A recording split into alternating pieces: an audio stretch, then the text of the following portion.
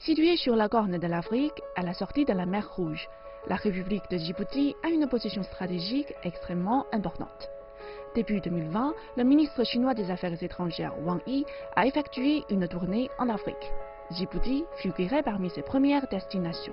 Donc, quels sont les derniers résultats pendant cette visite et comment cette visite influencera la relation bilatérale entre la Chine et le Djibouti? Cette visite se situe dans le cadre du renforcement des relations bilatérales entre nos deux pays et nos deux peuples. Le ministre des Affaires étrangères, Wang Yi, a eu des discussions très approfondies et très intéressantes avec son Excellence, Monsieur le Président de la République, et les membres du gouvernement afin de faire le point de la situation sur les relations bilatérales, discuter des questions régionaux et des questions internationaux et surtout affermir encore davantage nos relations dans un esprit d'amitié. Cette visite s'est déroulée dans un très bon esprit d'amitié à Djibouti. Depuis que je suis là, depuis le 1er octobre 2011, les relations entre nos deux pays se sont développées d'une façon exponentielle, sur tous les plans. Sur le plan économique, sur le plan commercial, sur le plan des investissements, sur le plan sécuritaire, sur le plan de l'éducation et de l'enseignement. Je pense que nous avons eu des relations très denses, très diversifiées, qui ont rapproché nos deux pays, mais qui ont permis également aussi à ce que nos deux peuples puissent mieux se connaître. À titre d'exemple, la balance commerciale entre Djibouti et la Chine a accru d'une façon exponentielle et aujourd'hui notre premier partenaire commercial est la Chine. Je pense que la Chine a fait un travail énorme. Ce n'est pas facile. Gérer 1,4 milliard de personnes, leur fournir du travail, du logement, de l'éducation, de la santé, développer les infrastructures, une admiration, des enseignements à tirer, mais également aussi des perspectives qui placent la Chine à ce que la Chine puisse assurer beaucoup plus de responsabilités sur le plan international. En parlant sur le plan international, en 2019, le président de Djibouti a visité la Chine et a participé à la deuxième forum Ceinture et route sur la coopération internationale.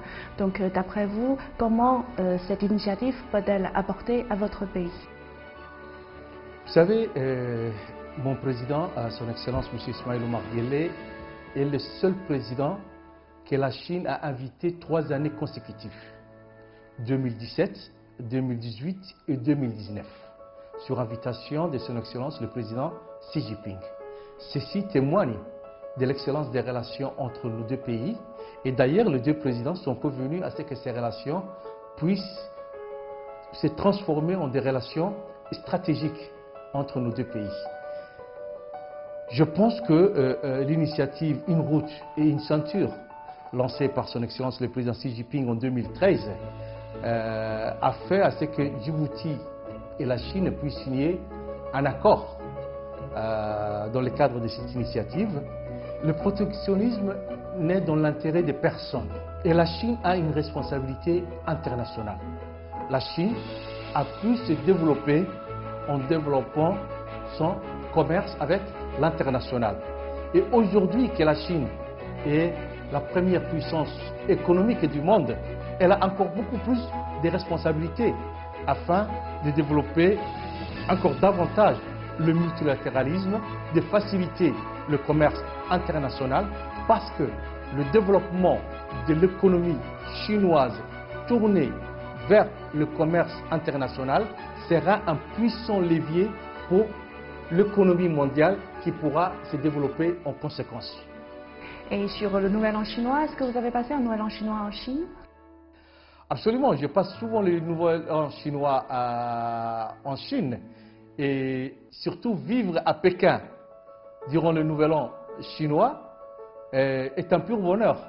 Les fêtes du printemps sont très importants pour la population chinoise dans leur culture et dans leur histoire. C'est une fête qui renforce la solidarité familiale. c'est une fête qui renforce l'amour de la famille. Et je voudrais profiter de cette occasion pour souhaiter un nouvel an joyeux, prospère, à l'endroit du président Xi Jinping, du gouvernement chinois, du parti communiste, mais également aussi de la population chinoise. Xinan Kuai Le.